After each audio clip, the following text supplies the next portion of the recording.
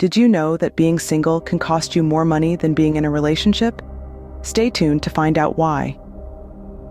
Today, we're going to explore the financial differences between being single and living as a couple and why it can be more expensive to be single. Yes, we're talking about what's called the singles tax.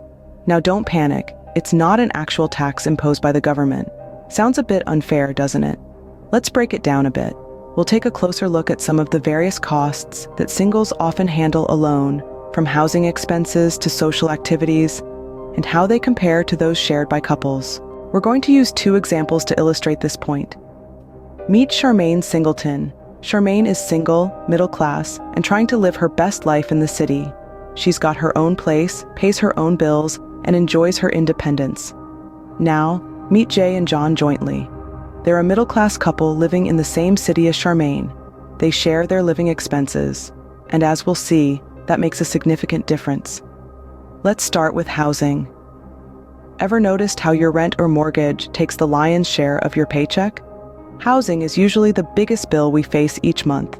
Now, that's a universal truth for most of us, but it's particularly glaring when you're single.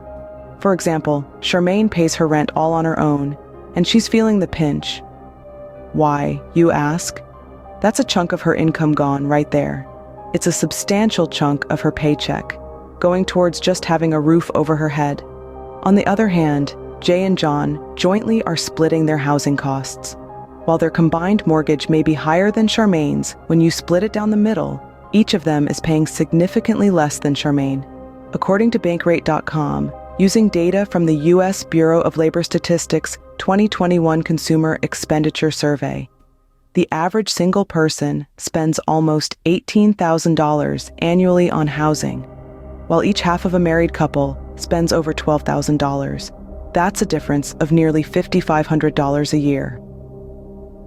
Up north in Canada, the story mirrors this trend. A report from Rentals.ca notes that a single person in Toronto can pay nearly $30,000 annually for a one-bedroom apartment, while sharing could cut this cost in half to around $15,000. But it's not just about housing. There are other areas where Charmaine is likely to pay more. Think about insurance, travel, groceries, and even taxes.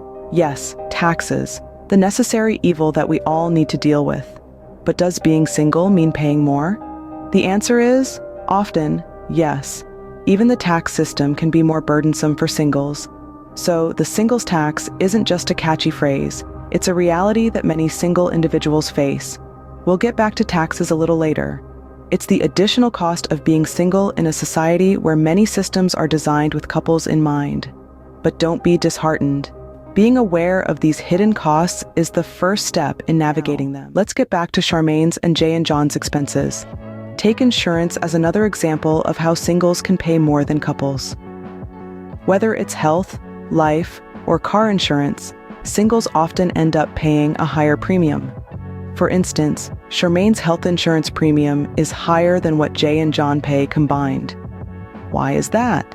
Well, insurance companies often offer discounts to couples, assuming they are a lesser risk. Lastly, let's talk groceries.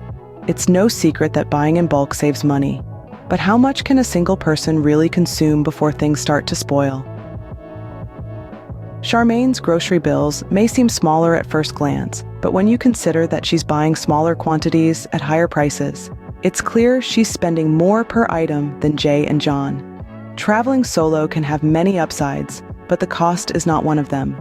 Charmaine, for instance, has to bear the entire cost of hotel rooms and car rentals, unlike Jay and John, who split the costs. Also, many travel packages are priced with couples in mind, leaving singles like Charmaine paying a premium. If we tally these expenses, it's clear that being single comes with a hefty price tag. Charmaine ends up paying significantly more for insurance, travel, and groceries than Jay and John. Finally, let's touch on taxes again. How does the disparity between singles and couples work in this case? Well, the tax system in many countries is designed to favor married couples. It's often referred to as the marriage bonus. For instance, a couple with two incomes can often use the lower earning spouse's tax allowance, effectively reducing their overall tax bill. This means that Charmaine, as a single person, can end up paying more tax than Jay and John, even if their combined income is the same as hers. That's a lot of extra costs for being single. But what does it all add up to? Looking at overall expenses, NerdWallet tells us that the average monthly expenses for one person amount to over $44,000 annually, while a couple spends over $76,000 annually. The split per person in a couple is much less than going it alone. These figures are more than just numbers. They reflect a growing trend across North America, where more people are living alone than ever before. In 2021, about 15% of Canadian adults lived alone, more than double the rate from 1981. So, what have we learned? Housing, overall expenses, and demographic trends all point to a significant financial burden for those flying solo. Understanding these costs is the first step in managing them effectively. So, what can we take away from Charmaine's story? Well, we've learned that being single can be more expensive due to the lack of shared expenses. Understanding these differences can help you make better choices about your lifestyle and money. Thank you for watching. If you enjoyed this video, don't forget to give it a thumbs up. Look out for upcoming videos.